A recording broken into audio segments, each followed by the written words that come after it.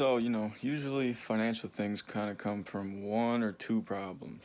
It's pretty much just these two things, and then it breaks off into a bunch of different stuff. Those are your income and your expenses. So, let's talk about income for a little bit. There is just a lot of ways that you can go out there and make more money for yourself to cover your necessary expenses. All right. First thing, and it's gonna somewhat seem really simple, but it's just a lot harder to actually move forward and do it and get yourself to change up here mentally to actually be willing to do it. So just kind of like the first thing is just, you have your current job, ask them for more hours, okay? And if they don't have any hours available, ask other people if you can cover their shift, all right? That's just one kind of real simple thing that you can do. But like I said, it just takes the passion to be able to willing to, I actually want to earn more money. This is one way that I can do it. So I'm going to ask my manager for more hours. If he says there's not really any more hours available for you, see if you can start covering other people's shifts, pick up their shift. And, unfortunately, you're going to have to make some sacrifices. If you just kind of work, 4 or 5 days a week, you get your 40 hours in or whatever, or 35 hours, whatever it is, you're going to have to go to work while everybody else is sleeping. You're going to have to get up at an earlier time or get out of your shift at a later time, and you might miss hanging out with your friends. You might miss that evening with your girlfriend. You might miss going over to your parents' house or whatever it might be. It to make a change requires a serious amount of sacrifices. So that's kind of one thing that you can do. And then another thing that you can do is, when was the last time at your job you asked for a raise? When was the last time you went up to your manager and said, hey,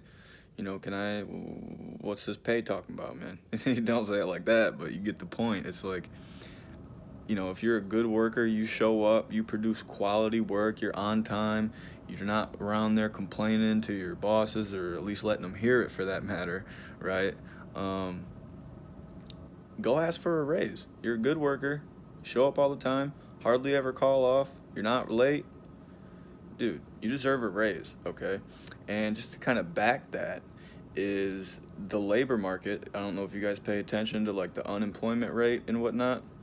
But we are at record levels of unemployment rates right now that's like ever been in the history of ever. Okay. And another thing, just to kind of go with that, is if you look at the amount of jobs available and then the amount of people looking for work, there's more jobs available than there are people looking for work.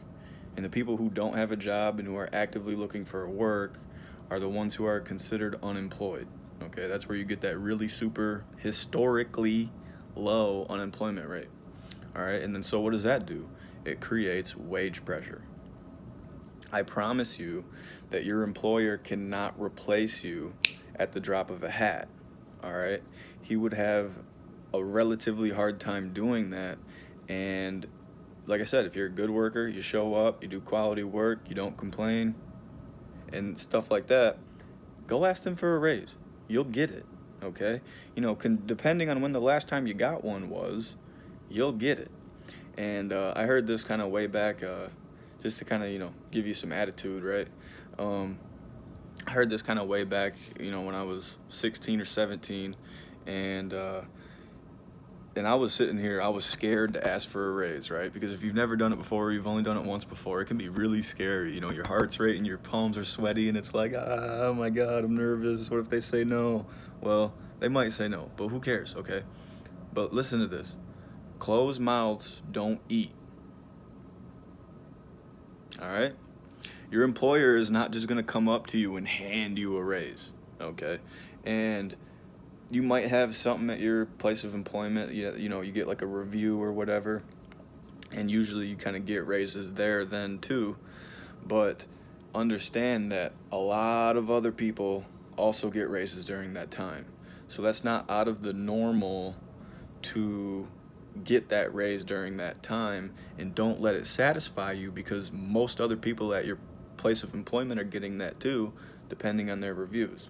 Okay, so it's normal. And just to kind of add a personal thought here is, I kind of think that employers might do that just so you keep your mouth closed. Closed mouths don't eat. They don't just want to hand over their money, but if you're a good worker and you're asking, you'll eat. Your mouth's open. I'm talking. I'm here, bro. Pay me. Pay me. Okay? Like I said, it can be a really scary thing asking for a raise. And that's just kind of a system that I just thought of as I'm making this video, that kind of keeps your employees quiet, keeps you quiet. It's like, oh, I just got a raise, but so did everyone else.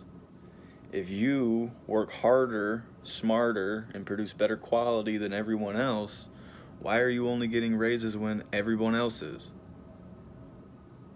Okay? And I understand it can be an extremely scary thing. You, like I said, palm sweaty, stomach kind of turns a little bit, and it's like, oh man, I don't know if I'm ready for this. Well, change your mindset.